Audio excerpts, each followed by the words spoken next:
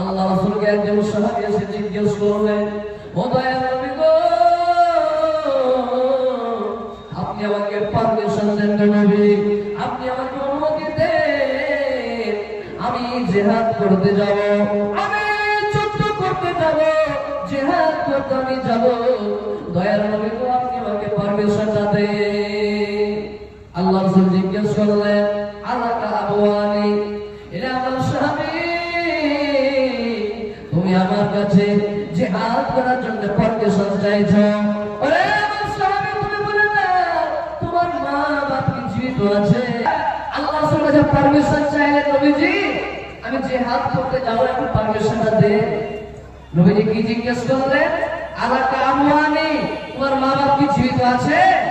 সাহাবীরা বললেন, হে আল্লাহর রাসূল, আমার মা বাপ জীবিত আছে, আমার মা বাপ বেঁচে আছে।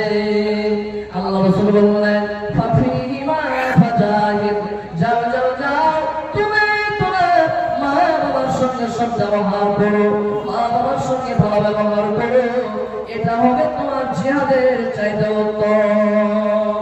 তাহলে বোঝা গেল জিহাদ করার চাইতে উত্তম আমল, আল্লাহর কাছে পছন্দনীয় আমল, সেটা হলো মা বাবার সঙ্গে সৎ ব্যবহার করা। আমার ভাইরা, আমার বাবু বাচ্চারা, ও ভাইরা, আমার ভাড়া ভালো করে শোনেন, যদি আপনি মা বাবার সঙ্গে সৎ ব্যবহার করতে পারেন, যদি আপনি মা বাবাকে সন্তুষ্ট রাখতে পারেন, আল্লাহ তাআলা আপনার বড় বড় বড় বড় বড় বড় গুনাহকে মাফ করে দেবে। একজন সাহাবী আল্লাহর রাসূলকে জিজ্ঞেস করলেন, নবীজি আমার দ্বারাই অনেক বড় ভুল হয়ে গেছে, আমার দ্বারাই অনেক বড় পাপ হয়ে গেছে, ও দয়ার নবী গো, আমার কি তওবা কবুল হওয়ার আর কি কোনো রাস্তা আছে? নবীজি আমার দ্বারাই অনেক বড় ভুল হয়ে গেছে, অনেক বড় পাপ করেছি। আল্লাহর রাসূল বললেন, এ আমার সাহাবী, ভালো করে শুনে নাও, এ আমার সাহাবী, ভালো করে জেনে নাও, তোমার মা কি জীবিত আছে?